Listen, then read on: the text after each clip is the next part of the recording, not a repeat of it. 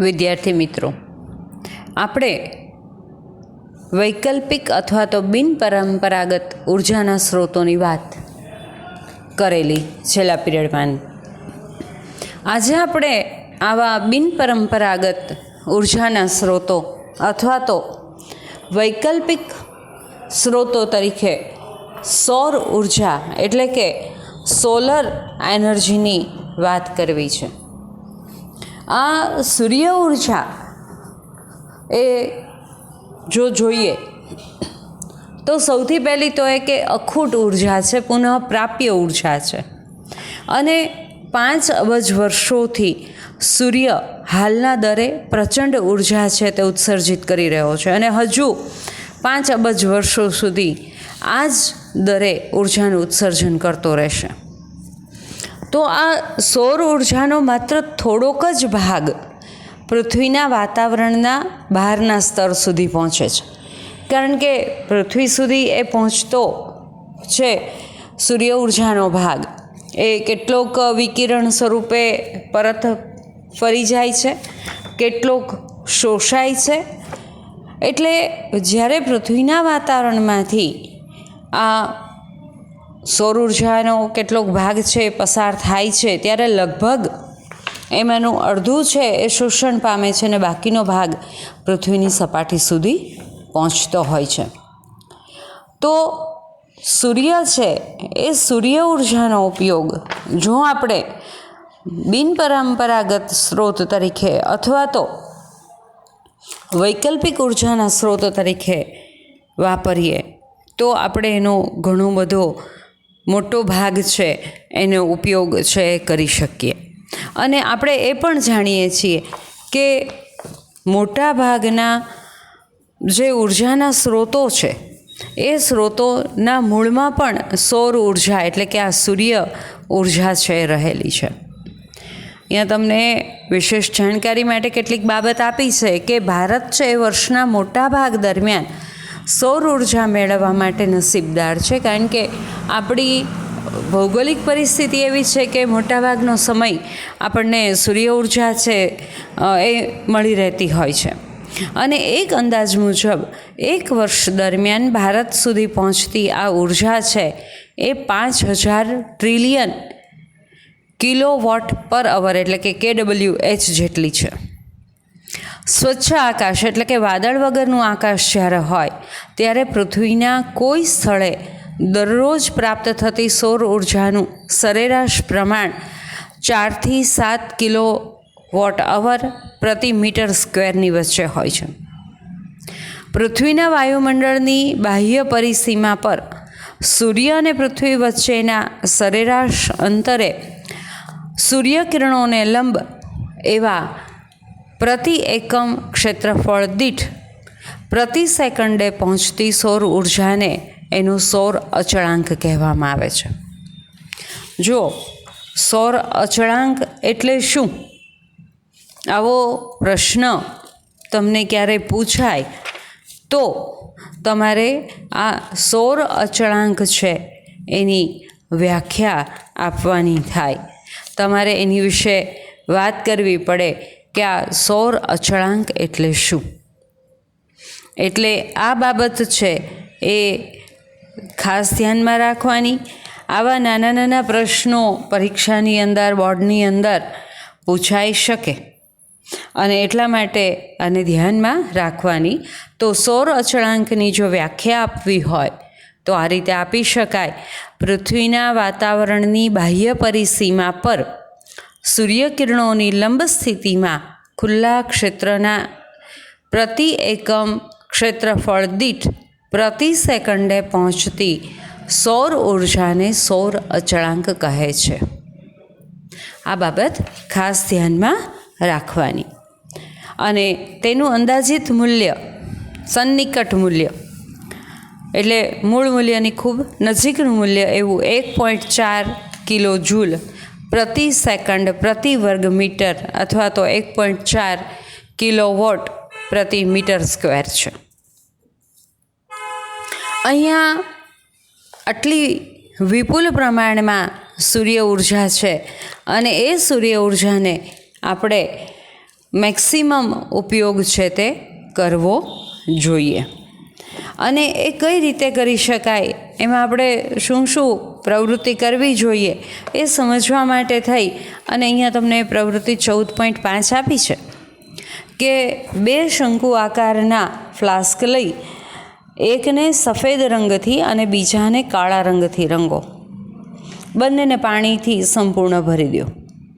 હવે આ ફ્લાસ્ક છે બંને, એને અડધાથી 1 કલાક માટે સૂર્યના સીધા કિરણો તેના ઉપર પડે તેવી રીતે મૂકો. પછી બંને ફ્લાસ્કને સ્પર્શ કરો અને અનુભવો કે કયો ફ્લાસ્ક છે એ વધુ ગરમ છે. પછી થર્મોમીટર વડે બંને શંકુ આકારના ફ્લાસ્કમાં રહેલા પાણીનું તાપમાન પણ માપી. અને આ જાણકારી તમને જે મળે છે એનો ઉપયોગ કરી અને તમે તમારા રોજિંદા જીવનમાં કરી શકો એવી રીતો પણ વિચારવાની થાય. હવે જ્યારે બંને ફ્લાસ્કને સ્પર્શ કરીએ તો કયો ફ્લાસ્ક છે વધારે ગરમ લાગે? તો કે કાળા રંગની સપાટી ધરાવતો ફ્લાસ્ક છે એ વધારે ગરમ લાગે. બીજી બાબત કે ફ્લાસ્ક છે એને આપણે રોજિંદા જીવનમાં કેવી રીતે ઉપયોગ કરી શકાય? હવે જે વધારે ગરમ છે એની અંદરનું પાણી છે એ વધારે ગરમ હોવાનું જ. તો આપણે રોજિંદા જીવનમાં ઉપયોગ કરી શકીએ તો સૌથી પહેલું તો કે શિયાળો છે એમાં કાળા રંગના ઘાટા રંગના કપડાં પહેરવાના, જેથી મેક્સિમમ ગરમી છે વાતાવરણમાંની સૂર્ય ઉર્જાની એ શોષાય અને આપણને એની ઠંડી છે એની સામે સારી રીતે રક્ષણ મળી રહે, કારણ કે ગરમી વધારે મળે. બીજી બાબત એ પણ થાય કે ઉનાળામાં ઘેરા રંગના કાળા રંગના કપડાં પહેરવાને બદલે સફેદ રંગના કપડાં પહેરીએ તો ગરમી છે એ શરીર આપણા કપડાં છે એ ગરમીનું શોષણ ઓછું કરશે સફેદ રંગના હોય એટલે, અને પરિણામે ઉનાળામાં આપણને ગરમીનો અનુભવ ઓછો થાય. એવી જ રીતે આપણી મકાનની બહારની દિવાલ જો સફેદ રંગથી કરીએ તો અને ધાબા અગાશી ઉપર પણ સફેદ ચાઇના મોઝેક લાદીનું આવરણ એટલે કે ચીની પાથરવામાં આવે, અથવા તો સફેદ લાદી છે જડવામાં આવે, અથવા તો લાદી ન હોય ને ધાબો હોય તો એની ઉપર પણ જો સફેદ રંગ લગાવી દેવામાં આવે તો આપણે ઉનાળામાં ઘરની અંદર 2 થી 3 ડિગ્રી સેલ્સિયસ જેટલું નીચું તાપમાન છે એ જાળવી શકીએ. તો અહીંયા કાળો ફ્લાસ્ક અને સફેદ ફ્લાસ્ક આ બંનેના અનુભવ ઉપરથી આપણે આપણા રોજિંદા જીવનમાં આવી કેટલીક બાબતો છે એનો આપણે સારી રીતે ઉપયોગ કરી શકીએ. એ ઉપરાંત બીજી બાબત આપણે ઉપયોગ કરી શકીએ સૌર કુકર અને સાથોસાથ સોલર વોટર હીટર, આ બધાની અંદર પણ આપણે આ બાબતનો ઉપયોગ કરી શકીએ. હવે અહીંયા આપણે એક તારણ નીકળ્યું કે ભાઈ સમાન પરિસ્થિતિમાં રહેલી સફેદ અથવા તો પરાવર્તક સપાટીની સરખામણીએ કાળી સપાટી ઉપર ઉષ્માનું વધારે શોષણ થાય છે. એટલે આ ગુણધર્મનો ઉપયોગ કરીને આપણે સોલર કુકર અને સોલર હીટરની કાર્યપદ્ધતિની અંદર પણ કરી શકીએ. કેટલાક સોલર કુકરો છે એ સામાન્ય રીતે આપણે સોલર કુકરની રચના જો જોઈએ તો સોલર કુકરની રચનામાં કેવું હોય કે એક લાકડાની પેટી હોય, એની અંદરની સપાટી છે એ કાળા રંગની રંગેલી હોય, એની ઉપર કાચની એક પ્લેટ ઢાંકવામાં આવી હોય પારદર્શક કાચની, અને એનું ઢાંકણ છે એમાં અરીસો જડેલો હોય. તો સૂર્યના કિરણો છે એ અરીસા ઉપર પડે ત્યારે અરીસા ઉપરથી એ પરાવર્તિત થઈ ને કાચની તકતીમાં થઈ અને જે અંદરથી કાળા રંગની રંગેલી પેટી જેમાં આપણે ખોરાકના ડબ્બાઓ છે રાંધવા માટે મૂક્યા હોય એની ઉપર પડે અને એને કારણે એનો ખોરાક આપણો છે એ રંધાઈ જતો હોય છે. જો અહીંયા કાળાની બદલે સફેદ રંગ કર્યો હોય તો સફેદ રંગ કર્યો હોય તો એ ઉષ્માનું શોષણ કરે નહીં, અને તો ખોરાક મૂકવા માટે વપરાતા ડબ્બા છે એમાં ખોરાક રંધાશે નહીં. અહીંયા ડબ્બા છે એનું ઢાંકણ પણ કાળા રંગથી રંગવામાં આવે અને જે કાચની પેટી છે, આપણે લાકડાની કે એલ્યુમિનિયમની પેટી જે અંદરથી કાળા રંગની રંગેલી છે, તો ખોરાક રાંધવા માટે મૂકેલા ડબ્બા અને અંદરની પેટી જે કાળા રંગની છે એ બંને ગરમીનું મેક્સિમમ સૌર ઉર્જાનું શોષણ કરશે, જેથી કરીને અંદર ખોરાક છે તે રંધાઈ જતો હોય.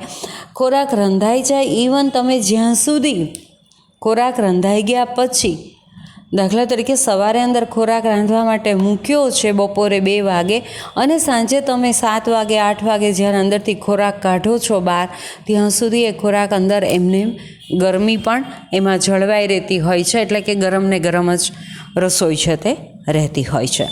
એટલે અહીંયા આ પદ્ધતિમાં આ બાબત છે એ ખૂબ એવું આપણને ઉપયોગી નીવડે. એવી જ રીતે સોલર હીટરની અંદર પણ નળીઓ છે એ જે પેટીમાં રાખ્યો હોય એ કાળા રંગની રંગેલી હોય અને નળીઓની સપાટી છે એ પરાવર્તિત કરી હોય, તો એની અંદર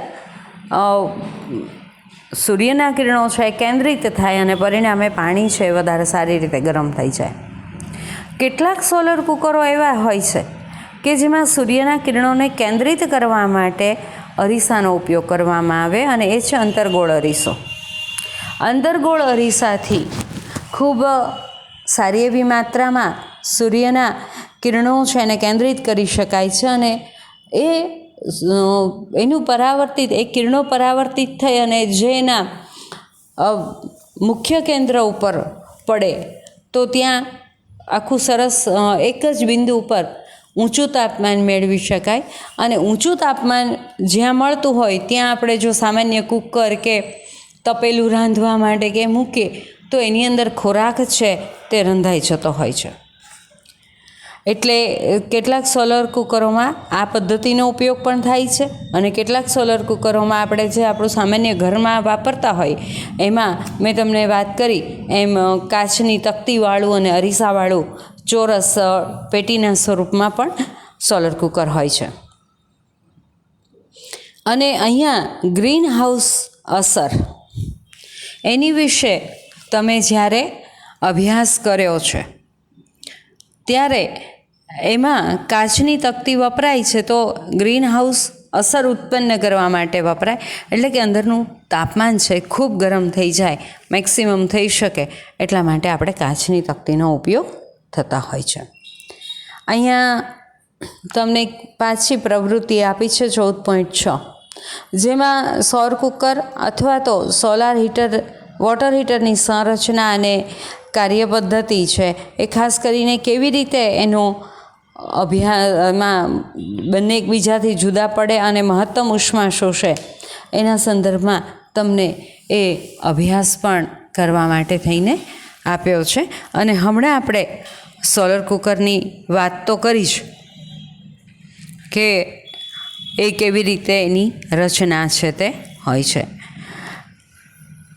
સૌર કુકર અથવા તો સોલર વોટર હીટરમાં પ્રકાશ ઉર્જા છે એનો સિદ્ધાંત મૂલ્ય એ છે કે પ્રકાશ ઉર્જા સૌર ઉર્જાનું ઉષ્મા ઉર્જાની અંદર રૂપાંતર થાય છે. અને લાક્ષણિક સૌર કુકર છે તો એની સંરચના વડે આપણે 65 ડિગ્રી સેલ્સિયસ સુધીનું ઊંચું તાપમાન છે તે મેળવી શકતા હોય છે. અને સોલર વોટર હીટર છે એમાં પાણીની ટાંકીની ક્ષમતા અને એનો સંગ્રાહક વિસ્તાર કેટલો છે એના વડે સંયુક્ત રીતે એનું તાપમાન નક્કી કરવામાં આવે અને લાક્ષણિક રીતે 50થી 60 ડિગ્રી સેલ્સિયસ તાપમાન છે એ પાણીની અંદર પ્રાપ્ત થઈ શકતું હોય છે. અને સામાન્ય રીતે આપણે નહાવાના પાણીનું તાપમાન લગભગ 40થી 45 ડિગ્રી સેલ્સિયસ જેટલા ઊંચા તાપમાનનો ઉપયોગ નહાવા માટે કરતા હોઈએ છીએ. એટલે આવી રીતે સૂર્ય ઉર્જાની આવો આપણે ઉપયોગ છે એ કરી શકીએ છીએ.